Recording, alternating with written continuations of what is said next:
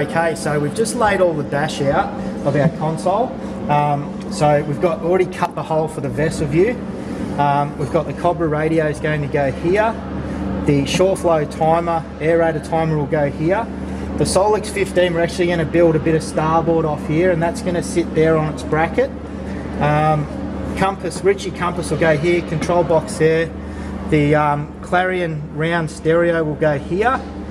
The mount for the handpiece of the Cobra radio will go here, and the scan strut low profile USB port will go here. In the instruction manuals you actually get a template, so we pulled the template out, so it's a simple matter of just cutting that out.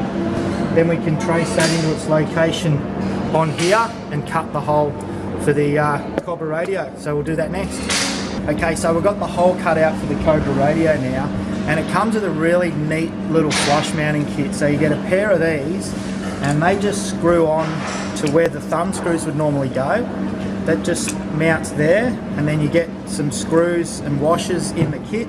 So you just put the screw in there, and then this is your tension to bring it up to your dash. So you just screw that up until it's nice and solid on the dash. Really easy flush mount install.